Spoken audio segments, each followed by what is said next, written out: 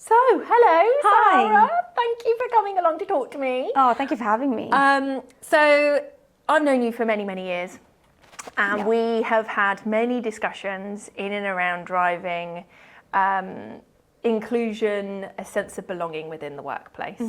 And we have talked in depth about where certain times it's a little bit not as authentic as it could be, but just the importance of driving that sense of belonging, and how to do that, and where it's working and where it's not working. Yeah.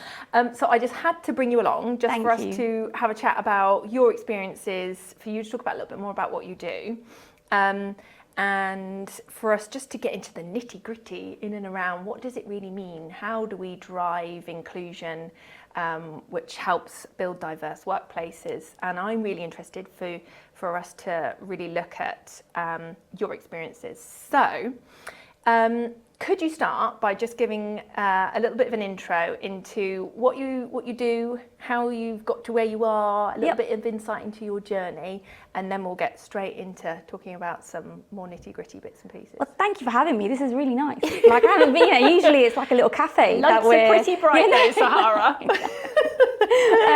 No, thank you so much. You're right, we have talked a lot, and we're from very different industries, I think.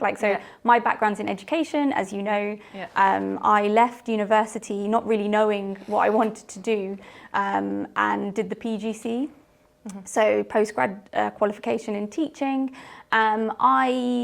I think I have to start there because I majored in multicultural literature, and I explored like Jewish and Chinese American literature, fictions of India, which relates to my background. And it wasn't until I got to university that I really had an understanding of my identity, which is weird because I went to diverse schools, and then I started teaching in a very diverse school, and spent a lot of time unknowingly creating belonging in the classroom.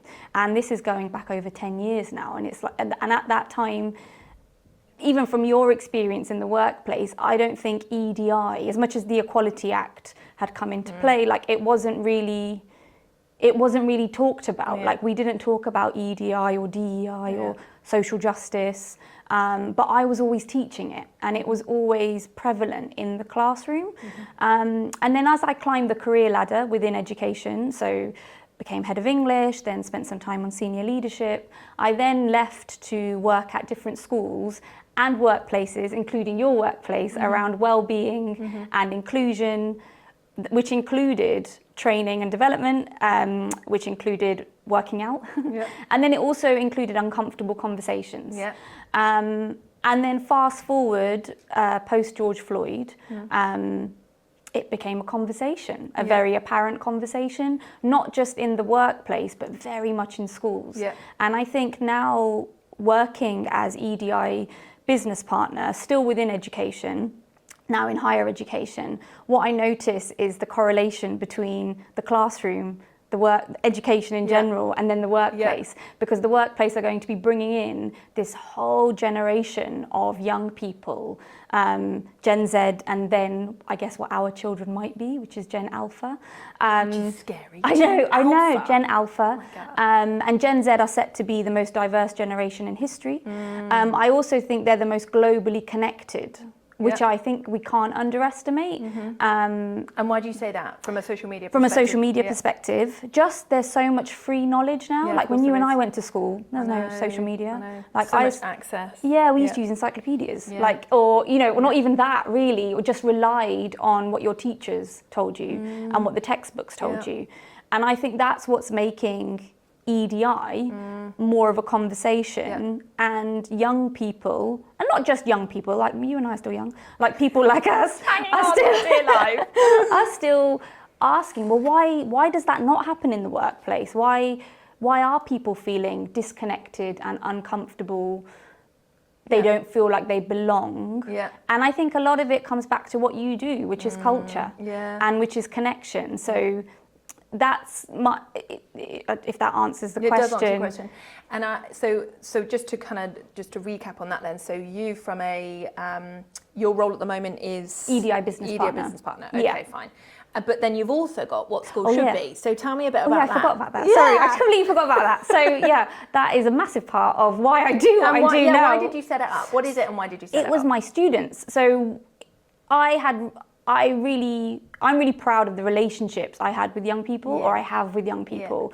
I'd say that was, yes, I got good results in the English classroom. Yes, I transformed through GCSE and A-level. But actually what I really value is those relationships, and the fact that my ex-students, who are now 25, 26, will still contact me saying, Miss or Zahara, if they want to call me Zahara, I've got a job in Bahrain, or which one of them just has, or I've just got my first graduate job, or I'm doing this now. Like that is pretty awesome. And whilst teaching them Shakespeare and King Lear, or, you know, and Inspector Calls, you'd go into conversations about stuff that mattered to them. I still remember one of them asking me what my favourite Instagram filter was. Wow. And they were quite surprised that I had an answer to that. And it's things like that which can create connection and relationships. And then we'd have random conversations, sometimes very uncomfortable conversations, sometimes hilarious like I never laughed so much as I did in the classroom with teenagers. And they would always say, Miss, this is what school should be. And school should do this, school should be this, school should teach us about finance. School should, I still remember having conversations with my students about how to get a mortgage. And as somebody who's from a working class background or socioeconomically disadvantaged, when you teach students like that, you recognise they're not going into work necessarily for prestige. They're going into work because they need to earn a living. They might live in joint families. They may live somewhere where they don't want to, where they want to aspire to, you know. And so they kept saying, that's what school should be, that's what, and then this was around the time where we were seeing more people blogging, Instagram coming about, and it was one of my ex-students who, when I was tutoring her, she showed me how to set up a blog. Okay.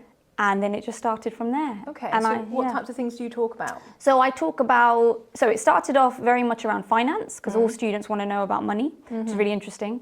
I still remember students coming in and telling me, my dad just invested in Tesla. It was really random conversations.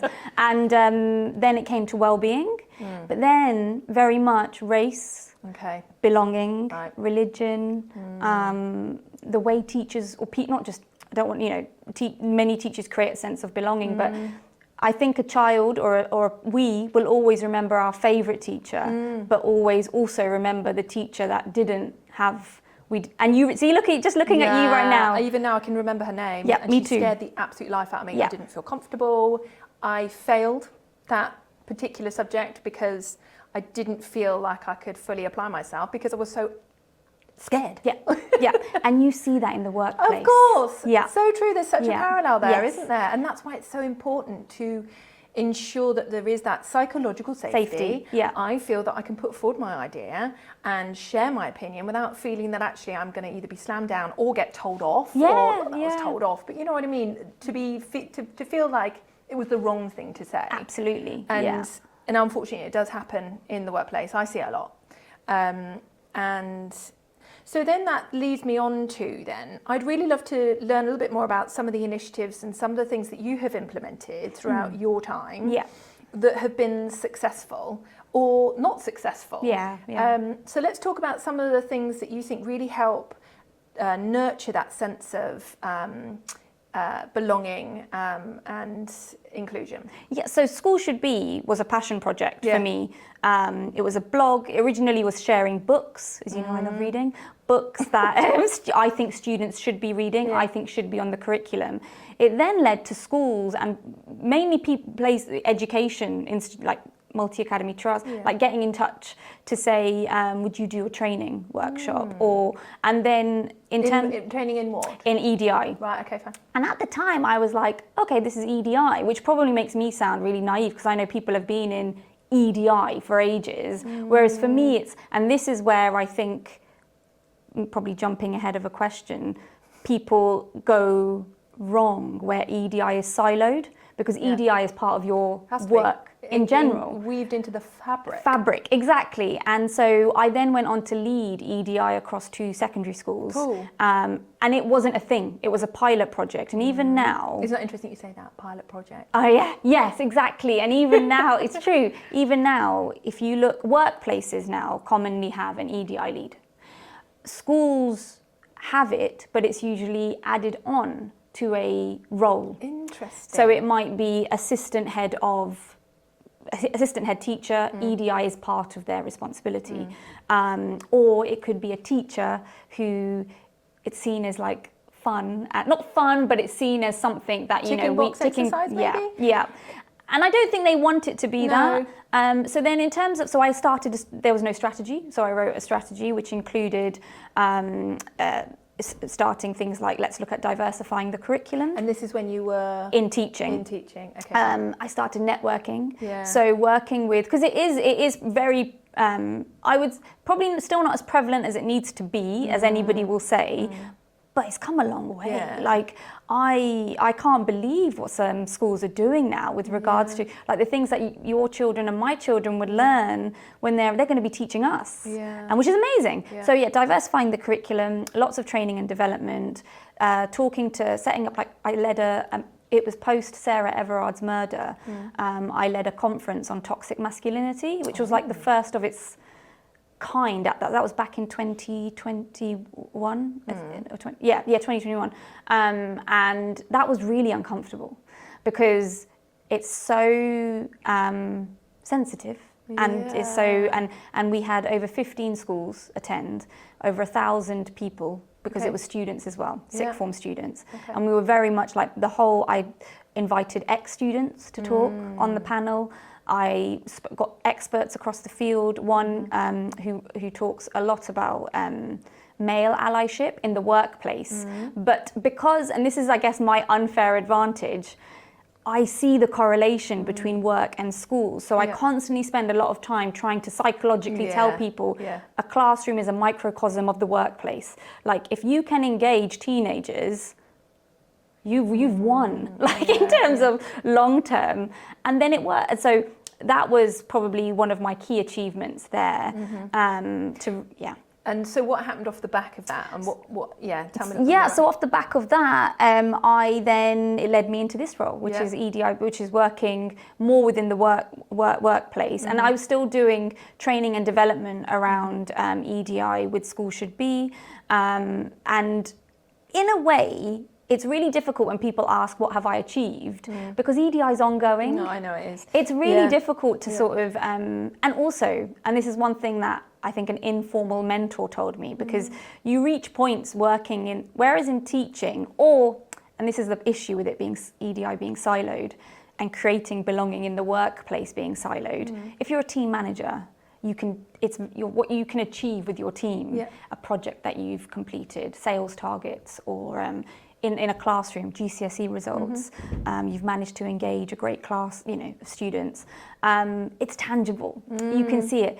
EDI just isn't because you actually uncover more of what's missing than you do more of what is there. Or that's been my experience. Yeah, I think I agree. I think from my perspective, especially when I'm working with companies,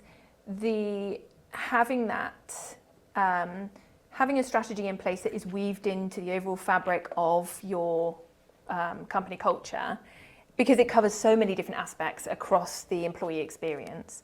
I think that the impact of that for a business would be, if we were to talk about tangibles, would be that you would have a speedier recruitment process, because you've got more people who are applying, because they feel that actually you've got a positive company culture, I want to go and join that business. Or you lower your employee turnover, so therefore you save costs, people are more productive, problem solving, you've got diverse thinking. So I guess with what I do, I naturally think about, okay, well, what commercial, Yes. what impact is it having? But I understand from your point of view, from education perspective, Yes. it's probably harder to do. Yeah, and actually so going into this role, that's Yeah. it sort of helped seeing the tangibles. So when I started, and this is before I started, like the university was already doing amazing things with regards to EDI, but we have an inclusive recruitment process. So it's things like we provide, and this is things companies can do, any company can do, provide interview questions in advance, and that's a particular advantage to neurodiverse candidates. That's interesting. So you send the interview questions over to the candidate before they turn up. Yeah, at least 72 hours in advance. Okay. Yeah. Yeah. And the sort of, if you look at like research or case studies, very few, there isn't enough macro evidence really to show that it makes a detrimental impact on like what you see in if anything it brings the best out of that person, because I feel more comfortable. Exactly. I've considered that question more. I've given because you could then equally think, I don't even know why I'm thinking this, but you could think you've given them the time to go and research and potentially go and find out information that they wouldn't naturally know. So therefore, does it give them an unfair advantage? But actually, no, it doesn't, because as long as you're being fair across the board, you're getting to know how that person has approached that interview process. They problem solved, they thought outside the box, and they have applied themselves to that question. So it makes sense. And particularly for disabled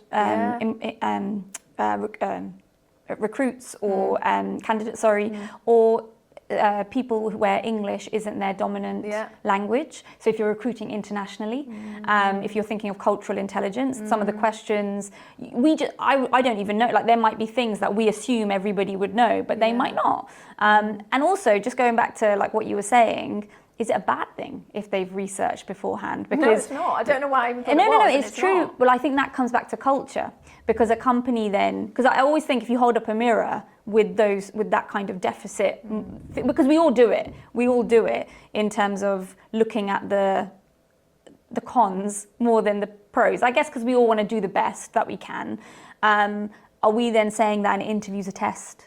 That an interview's like an exam, and that it's is not. It's not. It's not. It's not. It shouldn't be. It's an assessment. Yes. They're assessing the employer. Yeah. Do I want to work for that business? But also we're assessing, is this right for you? Can you do the job? But also long term. And I sometimes think that's missed when it comes to that interview piece. You're interviewing for now rather than what's the scope moving forward. Exactly. Yeah. But that's really interesting. And actually, I've also seen where some businesses I've worked with, they'll actually provide.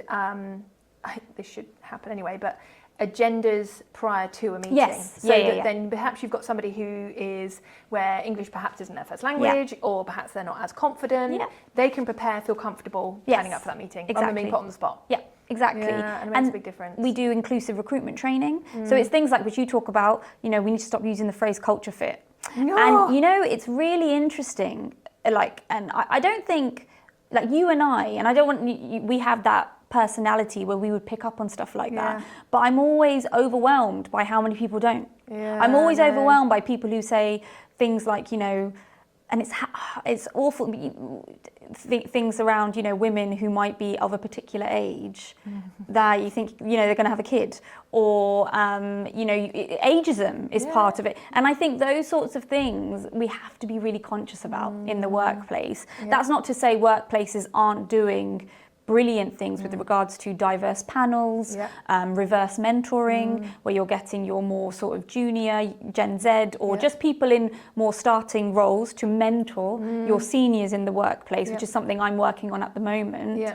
It makes a huge difference to diversity of thought, and also connection, because that's what belonging in the workplace is. If you want an employee to feel certain. So there's a thing called like belonging uncertainty, which is where and it's an author called Jeffrey Cohen who writes about it in his book called Belonging, and it's an amazing book. It's one you haven't shared with me. It's probably I haven't shared with you, and it's in my bag. It's reading on the train. Like it is brilliant. Like and I'm reading it second time round because it's a big book, but the case studies and the research is just phenomenal, and it's all about education and the workplace. So universities, schools, things that are happening, how that then you see it within the workplace. So belonging uncertainty is when you might have somebody who's in a great job, to you, that they appear, it's a great role, they're present, but they feel a sense of like discomfort. They worry about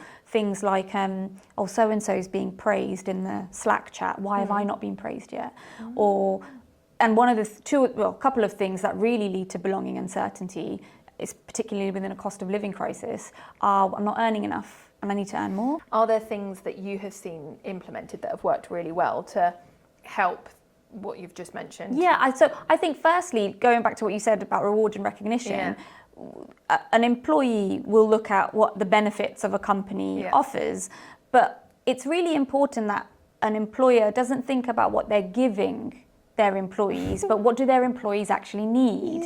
And that will constantly change. So, for example... And it's so diverse, by the way. And it's so diverse. You've got so many different... And of course, totally understand that there could be employers watching this going, we can't please everyone. And also you can't afford to do you can't afford things to, that you necessarily want to do. Exactly. And that's where you look at like what's reasonable. And it's the listening piece. What do your employees, who are your employees? How many part-time staff do you have? Who do you not have? Who is not in your company right now? So say, for example, I guess the easiest one to look at is men versus women, part-time staff versus full-time staff, flexibility. What benefits are you measuring? The benefit use? So lots of companies have like EAP, so like employee assistance programs. Yeah, I'm a bit of a skeptic when it comes to those, because you just how are they being used? I don't know. I think is it just a bit of a ticking box exercise? We've got EAP, so right, okay, on to the next. Exactly, and if you're wanting to invest in your staff, I think what we can't underestimate about Gen Z is their desire to learn and their desire to progress. So have you thought about coaching and mentoring for like training? So not coaching and mentoring them, but training them to be, because we feel a sense of fulfillment when we give back.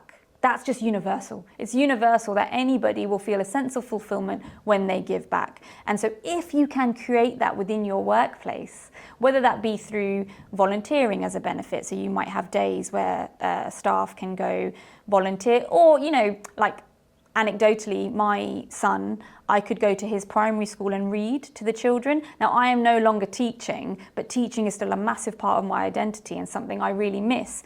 And my company does have this, like there are like 2 or 3 days, I think, a year where I can go and volunteer.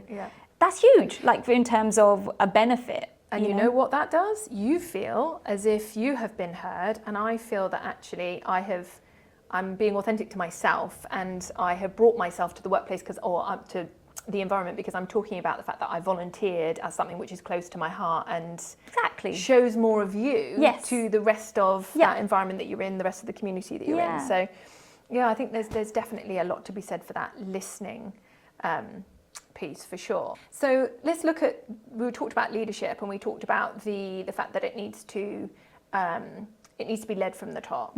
So from your experience, is that, because we also started this by talking about it being slightly siloed and it being a project. And it'd be interesting to get your thoughts as to how you can stop it from being a project. And does leadership, is that connected to leadership?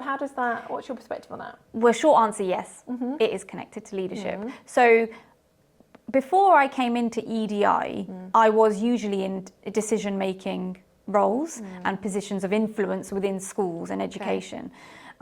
Since coming into EDI, I do feel I've had to work a lot harder to have the influence and to influence those decisions. And this is something that's quite a contentious point. So, and it is uncomfortable because if you really, everybody's got blank spots or things that they don't know, right? Like I've got things that I don't know. I'm privileged that I'm able-bodied. I don't know what it feels like to be disabled, or I'm not sure if I'm neurodiverse. Like, do you see what I mean? I don't understand those needs. So I would need someone, in terms of diversity of thought, EDI leads should sit on senior leadership. I couldn't agree more. They need yeah. to be at the top level, strategy, planning. Yeah, yeah. It's crucial. It's crucial. Yeah. So now what we notice though in many businesses, not all, but in many, and in many schools and education institutions, is they don't. So what happens is that you can start feeling a little bit powerless because you're doing things like the awareness. But by that point, surely you're at the end. It's difficult then to have an impact because things have already happened. And exactly. Yeah. And of course you can make certain changes, like you can influence or you can learn. Like I think that's a positive of EDI, that's saying, okay, we made a mistake, let's learn. There's compassion there. But then if you are learning, show that you are also having an impact. Do you know what we haven't talked about? This connection to wellness and well-being, because there's such a strong connection. So talk to me about that, because I know you've got a bit of a background when it comes to well-being. And we won't go into it because we haven't got time. But it would be really good for you to talk about that connection from a well-being perspective to that of inclusion, sense of belonging, being heard, etc. So I think when people feel that they belong and they're connecting with other people, they are well. We all know talking, and that's something that kind of was very much highlighted during COVID and lockdown, where we were a bit more isolated, or a lot more isolated. We weren't talking as much. We weren't connecting with people as much. We were connecting through a laptop screen. But you know what I do think that did come about when we were going through that awful time? I think workplaces got to see authentic selves, the true person, because you're at home and you know what, I've got my cat, I've got my dog, I've got my kids in the background, and we're just going to have to keep going. And I think workplaces, people learnt more about their team members and their co-workers, which I think built stronger relationships. And that probably sounds a bit odd because we were thrown onto our digital islands, but I think that there were stronger bonds made because I got to know Zahara, because I saw what was going on in your background whereas before, can you imagine that even happening? You're on a conference call and then suddenly your dog goes. It was not dog, but you know what it was a little bit more awkward. Whereas now I think it's. I think it is, but I think there is still that connect. We're not talking to each other as authentically as. We definitely are more, but I think COVID really highlighted that loneliness and not being able to see one another and just have a chat. Like, we're doing this in person for a reason. You know, you always want to catch up with your friends over coffee or a drink or a walk for a reason. And walking again, you know, people do workshops now. Workshops? Yeah, workshop. Workshop or a walk is effectively you do a workshop, but while you're walking. Because so much of a workshop is having a conversation, isn't it? So at the university, we hosted a workshop to the local mosque. Where members of staff, I think there were some students. Which is connected to well-being. Which is connected to well-being. And I think wellness, you feel well-being to me is that feeling of health, but positivity, I feel uplifted. When you talk to people about what matters to them and you connect with them, or you, from a workplace perspective, you provide them with that bit of flex. You let them work on the 20% project, which is highlighted in Kim Scott's radical, like, you know, that kind of, you let them, they've seen an opportunity in the workplace and they really want to have an impact, give them the autonomy to have that impact. It helps. Or, you know, if they would like, they know they're telling you and you trust them to be able to do a job within school hours, or you trust them to be able to do a job within the 4-day work week. Why would you not? I can't, but I know that's maybe, I know from a business perspective, there is a lot more to consider, but from a long-term investment perspective, you're creating a culture where people belong and can connect and can advocate for themselves. So you're more likely to retain them. And that stronger sense of connection, because I feel like I'm having an impact on this business and I'm therefore going to be a little bit more loyal, so therefore I'm going to stay. And I'm going to be more well. I'm going to not feel as anxious coming into work, or you know, worrying about my kids being in the background, or my pet, you know, I need to get home for X, Y, and Z. Knowing that I don't need to ask so many questions, like, is it okay that I do this? Is it okay that I do that? Empowering them, exactly. So this question, I haven't primed you with, so I'm sorry in advance, and it's okay if you can't answer this, but we worked on something very small together, and it was for us to identify when it comes to a workplace, we touched upon it right at the beginning of this, in that we need to really look at what's going on with our current workforce. Yes. What does it look like? I would like you to give some, maybe 2 or 3 pointers when it comes to assessing what it looks like, because I think workplaces are maybe a little bit concerned, a little bit worried about if we start asking questions or if we run surveys, is that the right thing to do, or what do we say and how shall we approach it? Just to get that feel for where are we right now as a business? What does the strategy need to be moving forward so that we can have a positive impact? I'd be really interested to get your thoughts on surveys and assessing the workforce to get that baseline.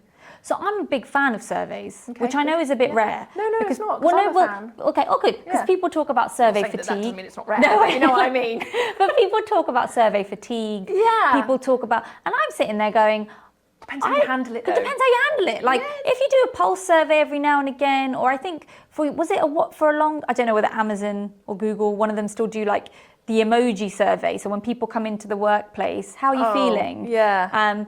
From a teaching perspective, there's a survey company called Teacher Tap, and they send out. Now I've only seen them on socials, but their results are fascinating. I think they either assess people like at the end of each day, but they ask one random question. So something like what's keeping you in the workplace today? And then they give options. Brilliant. So it's very key. Like it's a brilliant app, I think. But if in terms of what you said, going back to your question, look at the data that you have. What data do you collect and what data do you have? Yeah, but I do think that maybe there are workplaces who are a bit scared about how do I put it? There's perhaps a lack of education when it comes to what can you say and what can't you say. Yeah. And maybe there needs to be more education. Well, yeah. So to build confidence for those questionnaires to go out. So there are lots of platforms. If you are in that position where you're like, I have no idea where to start. Yeah. Can I say Asian? Can I say black? Can I say female? Can I say trans? I get that. I fully appreciate that. But you'll also find that people who work in EDI are happy for you to ask those questions. There are so many of us out there. Like, reach out. I'm always happy, as you know, always happy to help. But equally, workplaces, like for example, when you onboard, you collect data. Yeah, of course. Okay, not everybody fills out the equality data, but you need to create a sort of culture of why are you collecting it? Make it really transparent that you are you want to create a culture of belonging. And I think you've hit the nail on the head there. I think if you're going to be assessing your data and if you want to send surveys out, give the why. Give the why. And so many companies I see don't give the why because employees then go, well, what is this for? Exactly. Whereas if you say, actually, we want to make change, we want to have an impact, we want to listen to you, we want to assess our data so that we can start to implement meaningful strategies, goes a long way because you'll then get engagement. Exactly, and co-creation. Yeah, co-creation is really important because once and this goes back to the giving and the need. Love that. So so you might have your data analyst present an amazing presentation, and I loved it. I love data. I love the stories that it tells.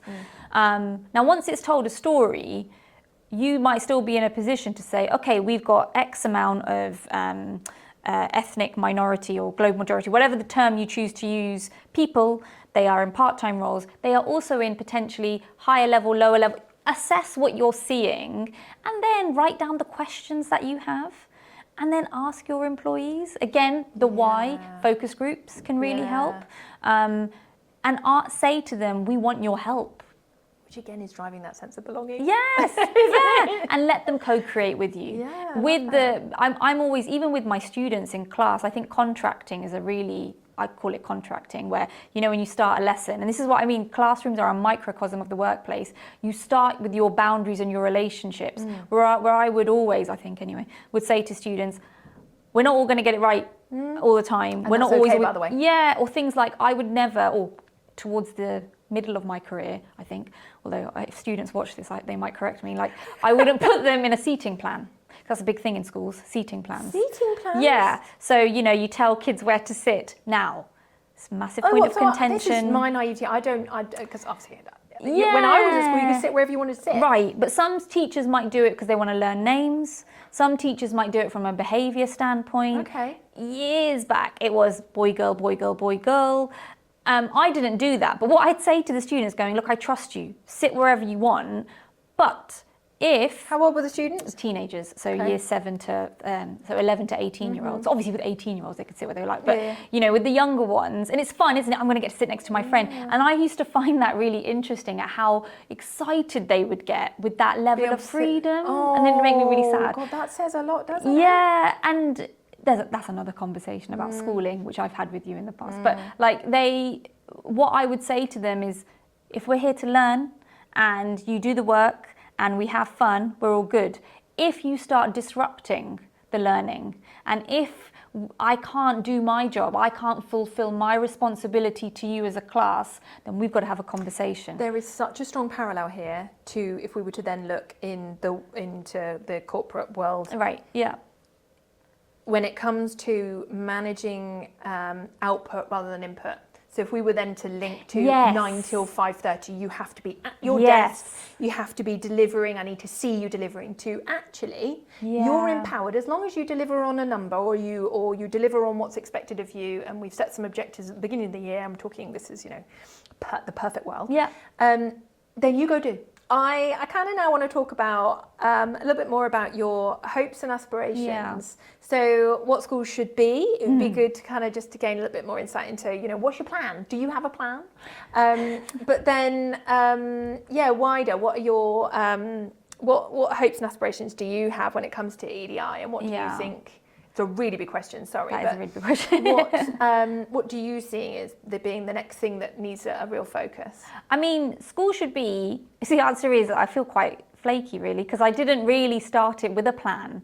It sort of has evolved. Yeah. I'd love for it to, you know, for me to be working more with schools and people and raising awareness, but also having that, making that change. Education, let's say education, rather than raising awareness, it's the education. Absolutely, piece, exactly. Building confidence. And I'm really keen on amplifying voices. So school should be everything that I was asked to, like either students are writing or podcasting, or people involved in education or the workplace. Like I've even had the 4-day work week founder on there talking about why the 4-day work week should be implemented in education. Interesting. Really interesting. And I think that just amplification is so important.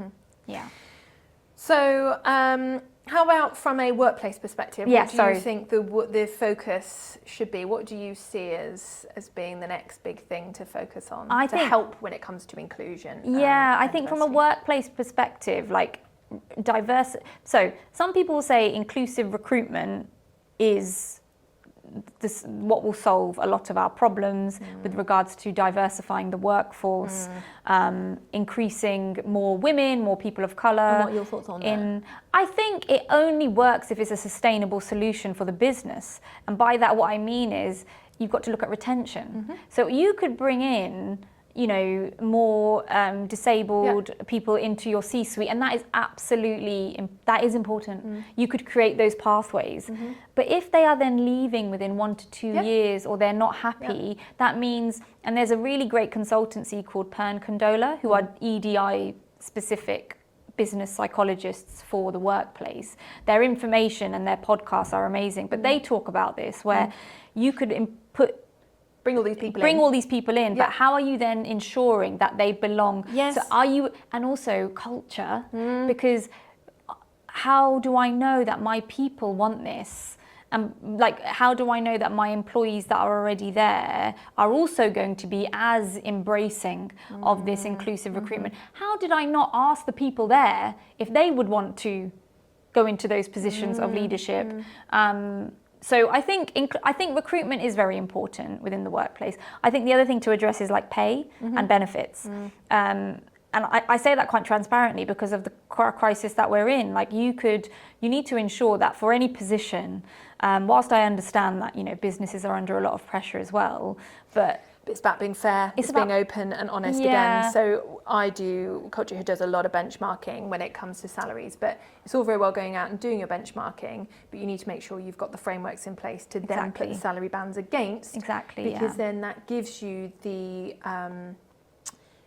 you can be really clear as to this is the role, this is what's expected of this role, and this is the salary band to go against it. So you're moving away from any kind of unconscious biasness because you're based on data. And be okay with the hustle culture, which I think apparently Gen Z are moving away from the hustle culture, which is fair enough.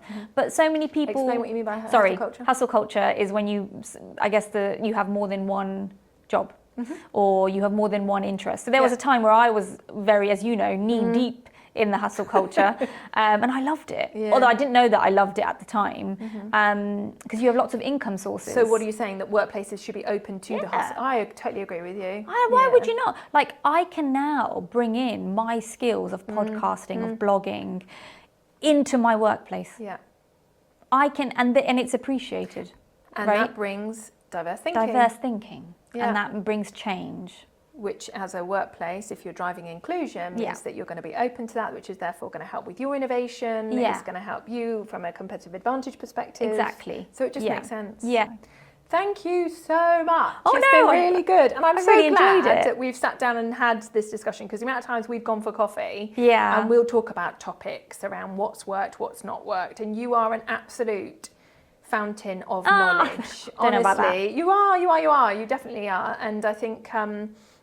we could just talk, I could just keep going. There's so much that we could talk about, but I just wanted to touch upon your experience from an education perspective, talk about what schools should be, and for us to then draw on parallels from the workplace and what Culturehood are doing, and what your perspectives are. So thank you so much. Oh no, thank you for having me. I love what you do. So thank you for having me. I think it's so important. And I think definitely let's do it again. Okay. So thank you so much. No, thank you. Well, you can be on the podcast. Oh, your podcast. I'll bring you on the School Should Be podcast. I would love that. Yeah, let's do that. Cool. Thank you so much. Thank you.